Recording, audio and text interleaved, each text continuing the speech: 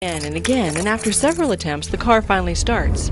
The boy hits the gas, racing for home. After arriving at the girl's house, the young man walks around to open his date's door. And hanging from her door handle is a bloody hook. Oh, crap. Why do we tell each other this story? Oh, I think it's loaded with cultural fears, a sort of deep psychological and evolutionary context too, because we've got boy-girls, so we've got the promise of sex with all of its incumbent dangers and hazards and risks. Of course, we've got the hook going on, so that gives us the element of the monstrous or the somehow damaged psychologically and physically. Another answer is that perhaps it is a cautionary tale. Let me scare you about going to Lover's Lane kind of thing, and to keep you from doing that sort of thing. If you go parking with your boyfriend, the madman that has just escaped from the insane asylum is going to come and get you. And so don't do it, as if teenagers would listen, Our next story is perhaps a little more recent. A busy mother, too tired to make dinner, decides to pick up some fried chicken from an unnamed fast food restaurant. Her family digs into the box of chicken, and everyone is enjoying Mom's great idea until one of her kids notices a long pink tail coming from her piece of chicken. Mom, there's a pink tail coming out of my chicken. Alarmed, Let me see that. the mother peels away the breading and discovers her child had been eating a fried rat. Oh, crap. Another take on the meanings of these stories is they have to do with consumer culture. The degree to which we live in a world where we don't feel like we have control over things like our food sources. Of course, some might argue the story of the fried rat is a sexist tale about what happens to the families of mothers who forsake home cooking. Sometimes stories help us explain things that are not explainable, and sometimes they just are there to give us a thrill. Sometimes, for thrill seekers, just telling a scary story isn't enough. In more recent years, the term legend tripping has come into use. Legend tripping, that is a good name for it. But it's the process where kids will try to reenact or actually go to the places where supposedly uncanny events have occurred.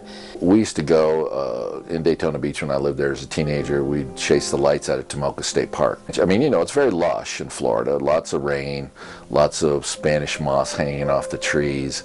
There was this very mysterious house out there that you go by and maybe try to see if the witch was there. Then there were lights out there that you were chasing.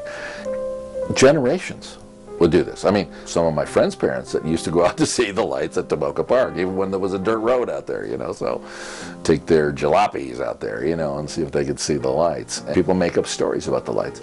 Well, I saw the lights. There allegedly was this teenage couple that went off the road and smashed into a tree because the lights were chasing them, and now the lights are supposed to be the headlights of their car, so what is the real story? Well, you can make up anyone. Who was the witch out there? Well, some lady that used to cast spells. Oh, she came out of the swamp. She's this old Cajun lady or something like that. Why would a modern teenager forsake MySpace and Xbox to spend an evening in a creepy old building? Maybe it's just give some teenagers something to do.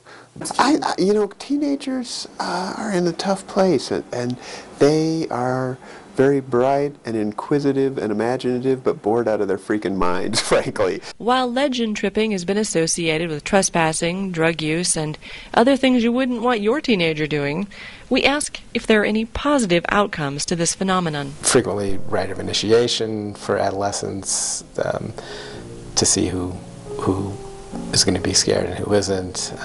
Is this potential for bonding, right? And have this common intense experience.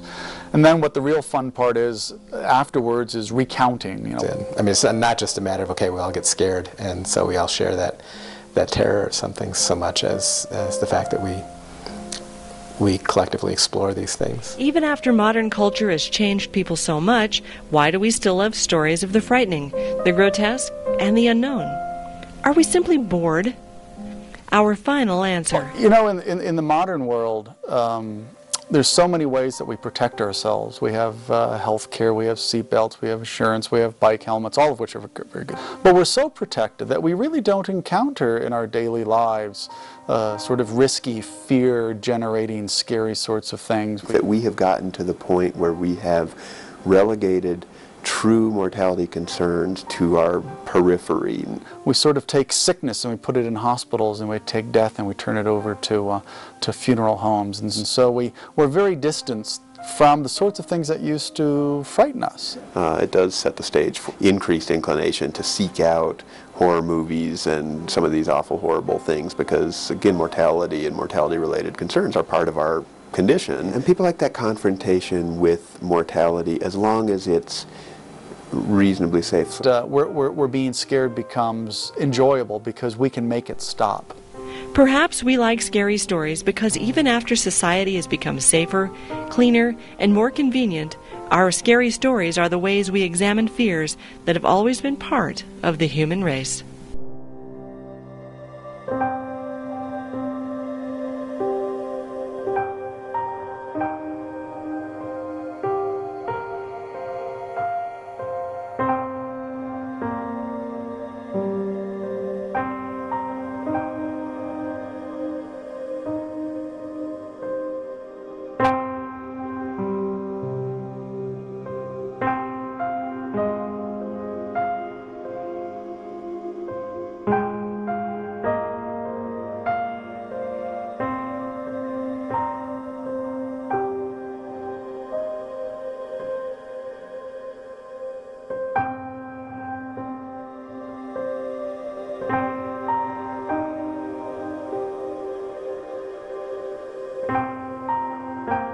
To learn more about the historic sites featured in this program, visit our website at artsparkshistory.com.